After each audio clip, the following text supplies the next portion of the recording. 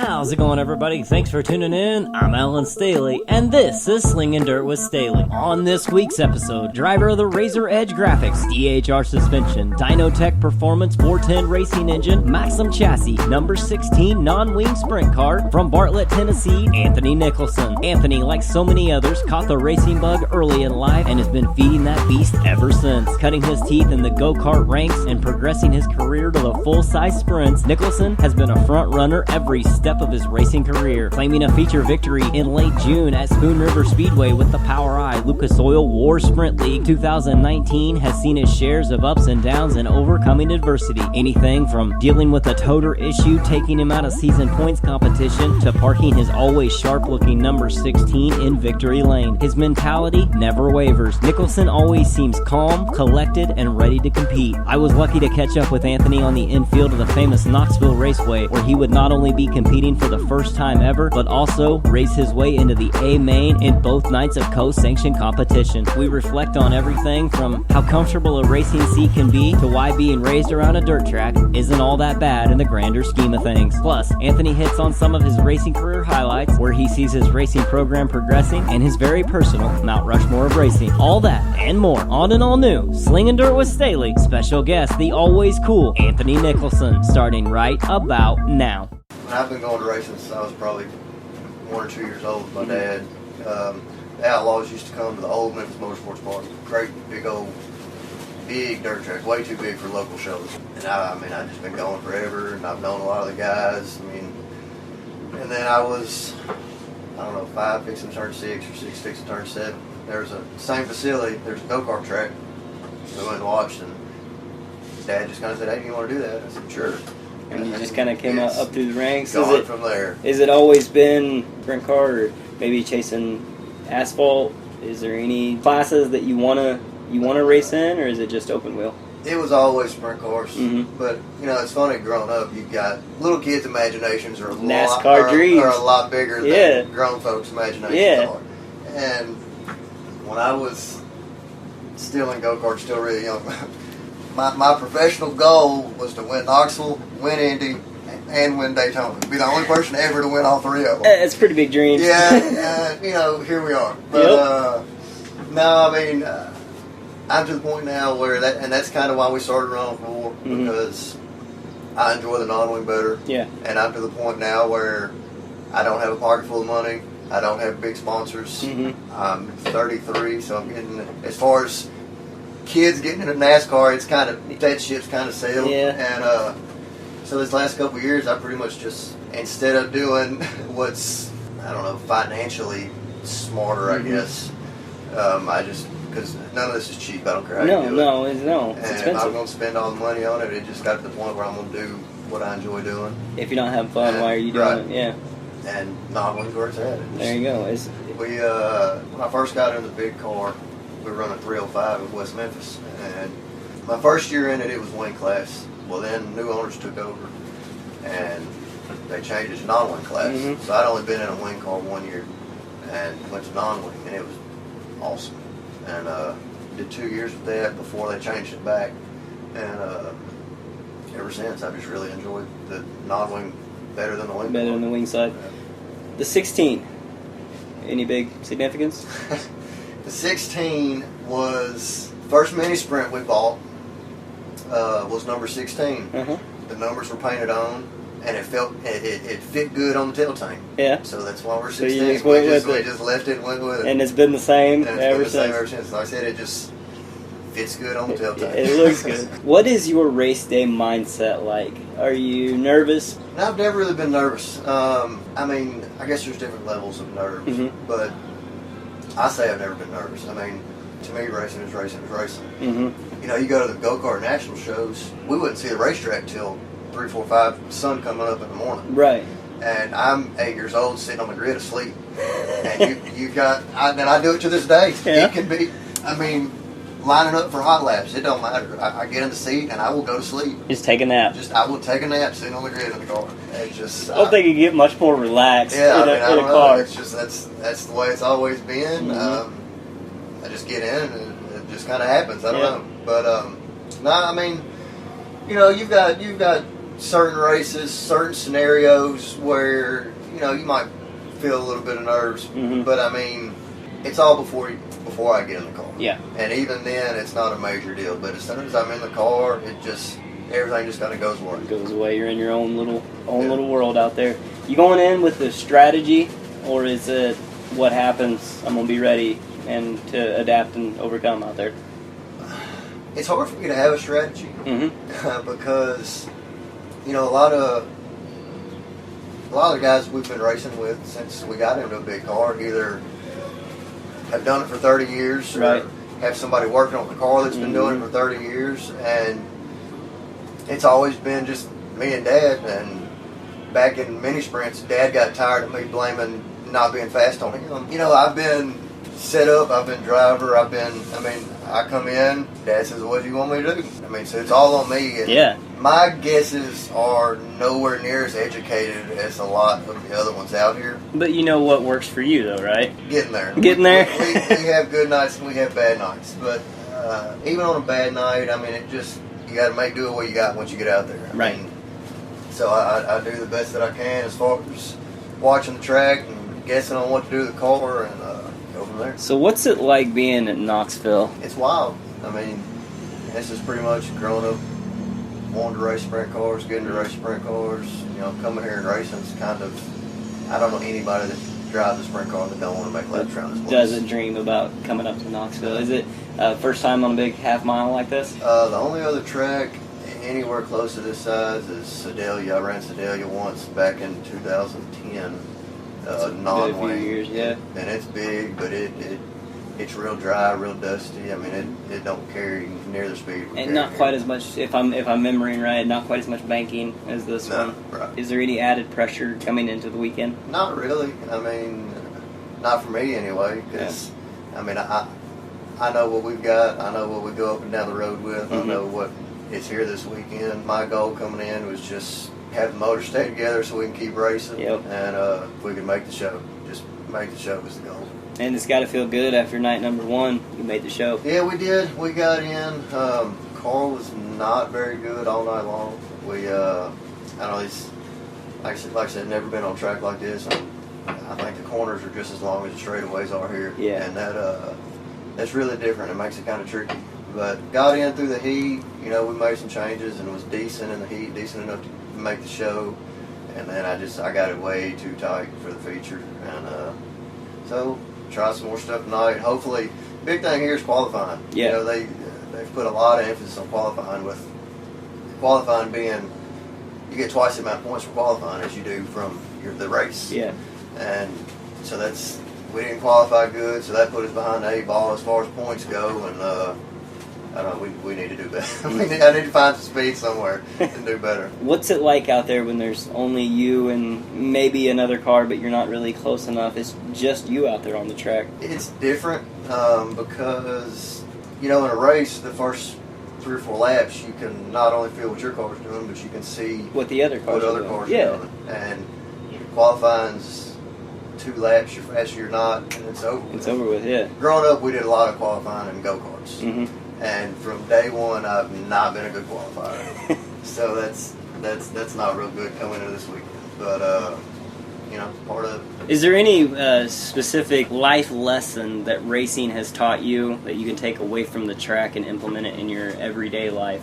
You know, I don't know if it's so much as a life lesson per se, but the biggest thing that I've seen myself growing up in racing, other kids growing up in racing, kids now growing up in racing, I'm trying to figure out how to put this into words.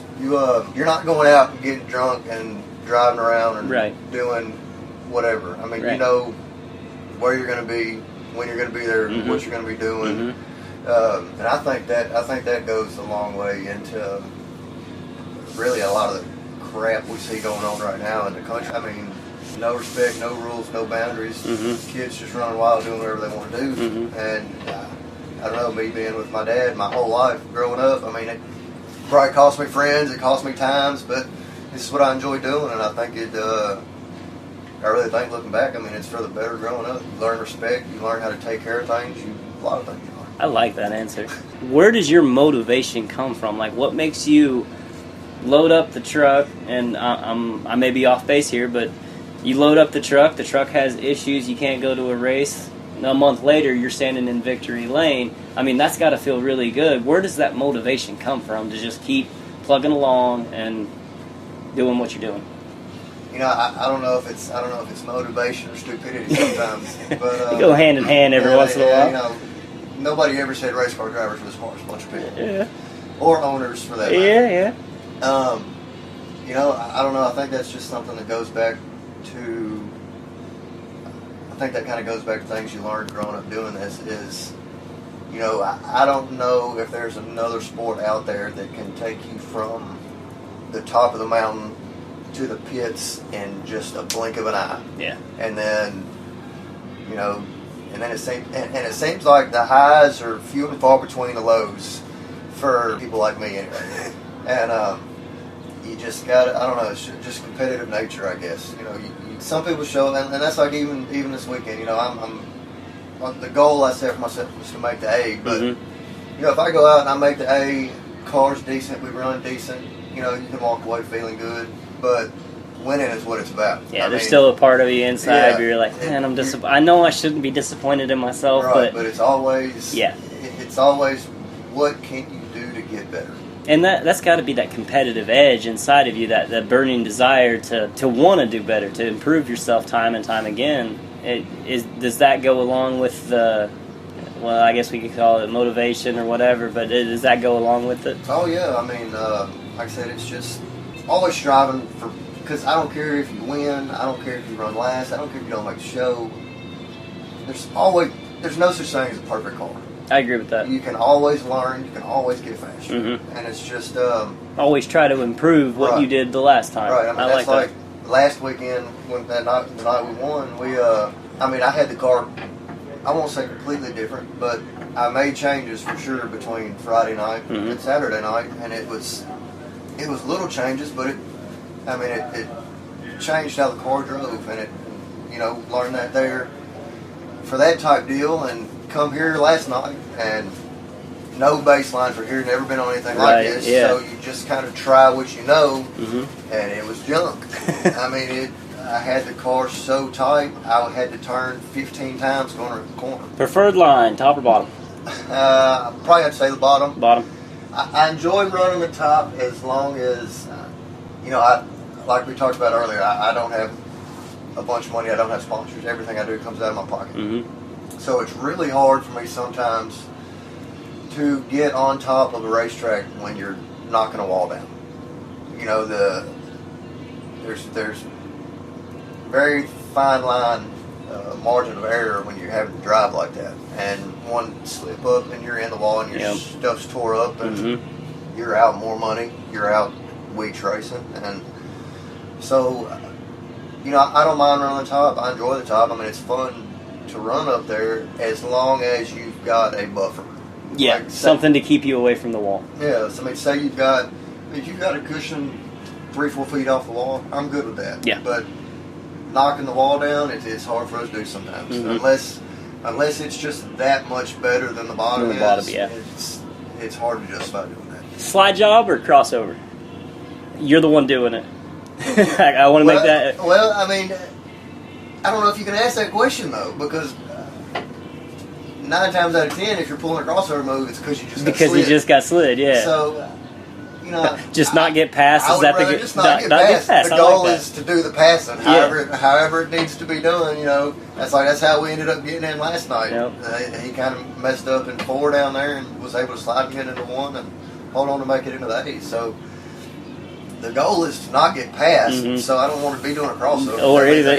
Yeah, I like that. I've asked a lot of people that question. That's the first one who's like, no, I just don't want to get past. Yeah. Anybody you want to give a special shout out to as thanks for helping your racing career progress the way it has? No, like we talked about earlier, I couldn't do any of this without my dad.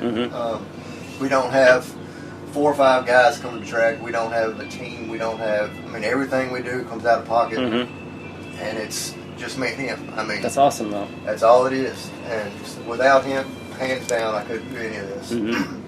The help we do have, my brother-in-law Tyler Stevens at Razor Edge Graphics, he makes the car look good even when And I make it look good. bad. It does look so good. He at least I know I've always got a good-looking race car. Mm-hmm. He takes care of that for us. Derek Hagar, DHR Suspension, he helps me out the best he can. And Ricky Stenhouse, Big Ricky Senior at Dynotech, he's taken care of me ever since we've been in the big car too. I mean, he knows that when I come in, I'm not spending the most money, but he squeezes every little bit out that I can afford for him to get out of it. Really, I mean, those 4 guys is pretty much all the help I've got around this thing. Yeah. Other than just support, my brother, my wife, my mom. You know, without them, you couldn't do this because you know, if the wife's griping the whole time, you know, it kind of makes it hard to go. But she understands. She gets you. Yeah, she understands. She grew up with it. It's a little harder now that we've got our little girl, but you know, that's the goal is to get us a motorhome so they can all go and make it a family outing and everything. And, you know, we don't take vacations. We go to the racetrack. Go to the racetrack. We are going to the beach. So there you go. She talked me into. Is there a racetrack near the beach at least? Not where we're going. No. It actually falls on Oskaloosa weekend. Okay. Because that's the only war race I plan on missing the rest of the year. And it was always up in the air just because it's so far up here from us. Right. That's a long drive. And one-day show on a Tuesday. It's hard to justify it and everything. It was all going to come down to, well, how are we in points when that race shows up? Well, when the truck broke a month ago, like you said, we missed 2 weekends of racing, so kind of takes you out. Points is out the window. Yeah. And I'd already taken off, so I figured I'd make her happy, and we're going to go to the beach for a weekend. Now, with the points, kind of like you mentioned, points being out of the window, do you think that helped you at Spoon River? Not thinking about it? No. Or was the car just that good that night? I tell you, that night, you know, that night everything just came together. 11th to 1st in like 3 laps, something like that? Well, I think it was like 11th to 3rd in 3 laps. Okay. But still, I mean, I didn't really have to race anybody the whole way up. I mean, the car would just get in, it would hook the bottom good, and it'd come off the corner like a rocket ship. And I mean, they pretty much would just go in and it was miss almost, the bottom. And it was almost like the seas parting for you. Yeah. Like you were sticking to the inside, and they was, oh, I'm sorry, he's there, let me move for you. Yeah, The 16's coming through, let me move. And they just kind of, you know, when a track gets like that, it takes a lot of patience. And, I mean, I myself, I was even worried when we had that caution with 2 to go. I knew running, once we got going, I would be fine. Yeah, it's just that initial start, though, because the entry to 1 had slowed down so much in order to hit it and stay on the bottom. I didn't know who was outside, but I knew somebody was out there. And that was really the only thing I was worried about, was them just being able to blast the top, you know, going into 1 and then chop me off getting into 3. Getting into 3 and 4. But it worked out. And like I said, that was a good weekend. I made good changes to the car. The car worked good. And then, like I said, you know, it's like 11th to 3rd in 2 laps, and caution come out, and second place missed the bottom going into 1, and the leader missed the bottom coming off 4. It was just your night. Yeah, it was just your night. And it's nice when it comes together like that. It makes it fun. It is. All right, and the final question of the show is kind of the staple here on the show. What is your Mount Rushmore of racing? They don't have to be the best. Just your 4 favorite. 4 favorite. You know, Sammy's number 1. Slam and Sammy. For sure. I mean, he's from Memphis. Yep. He's right there in your neck of the woods. Yeah, he, you know, I actually grew up some racing with Kevin. Huh. Been to their house, stayed the night over there. When it was before I even started racing. I was probably 3 or 4. We went to the shop, and I got in the car, and I'm sitting there, and I'm just sawing away at the wheel. Stopped, I turned to Dad, and I said, I need one of these.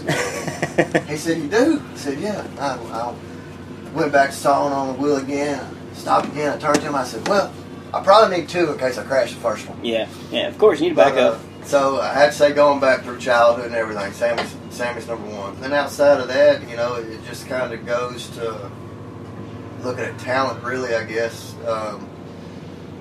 It's hard for me to look away from the Memphis area. Like, we've got Eddie Gallagher down there, who he actually helped me a lot through the 305 class, taught me a lot. And I guess Rusty Wallace, just because he was my favorite NASCAR driver growing up. I like that. Number 4. Final spot.